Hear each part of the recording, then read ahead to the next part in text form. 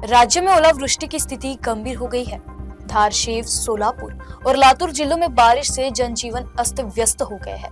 इसी को देखते हुए विजय वडेट्टीवार ने तत्काल मदत और कैबिनेट में निर्णय लेने की मांग की है।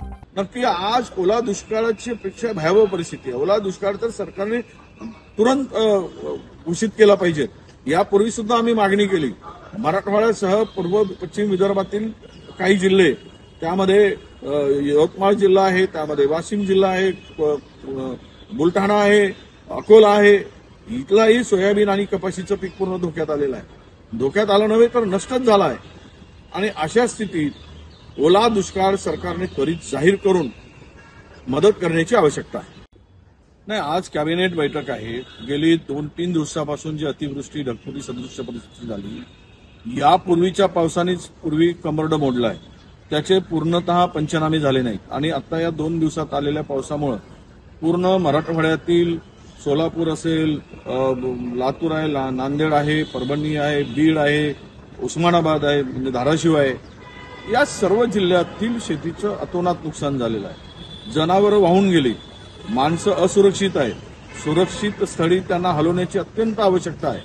आणि अशा परिस्थितीमध्ये पंचनामे करू म्हणून भागणार नाही, तर त्या लोकांची सुरक्षा करणं, त्यांना सुरक्षित स्थळी हलवणं आणि त्याबरोबरच मंत्र्यांनी त्या जिल्ह्यात त्वरित जाऊन, अजूनही मंत्री गेलेला नाही बांधावर, शेतकऱ्यांच्या डोळ्यात अश्रू आहे, धाय मोकलून शेतकरी रडत आहे आणि मंत्री मात्र इकडे बसून मजा मारत आहेत, अजूनही गेलेला नाही। मागची एवढी अतिवृष्टी झाली त्यावेळेस कोणता मंत्री फिरकताना दिसला नाही आणि अद्याप हे 2 दिवसामध्ये जर कहर केलाय पावसाने तरी पण जायला तयार नाही।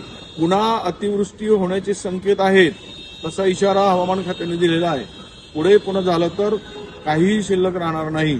अशा स्थितीत सर्व पंचनामे करणं तर होतीलच, पण आता लोकांना सुरक्षित स्थळी हलवणं, त्यांच्या जनावरांची सुरक्षा करणं, त्यांना काळजी घेणं आणि तातडीनं ही कारवाई अपेक्षित आहे।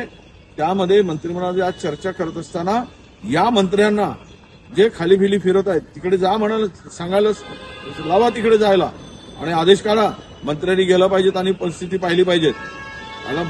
रुपयाची मदत मिळत नाही, केवळ घोषणा करताय। मागच्या निवडणुकीच्या पूर्वीचा जी आर होता तसा लागू करा आणि आता जे जी आर बदलला आहे आणि त्या जी आर मध्ये ते निकष लावले ते अर्धे निम्मेपेक्षाही कमी मदत मिळणार आहे। मग त्यांच्या हातात काय मिळेल? म्हणून काही पीक शिल्लक नाही।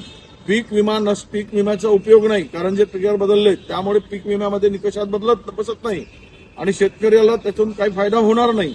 अशा स्थितीत किमान 50,000 रुपये प्रति हेक्टरी मदत केल्याशिवाय हा शेतकरी जगू शकत नाही। आणि या परिस्थितीमध्ये तातडीनं सरकारने कॅबिनेटमध्ये आज निर्णय करावा अशी आमची मुख्यमंत्र्यांच्याकडे मागणी आहे।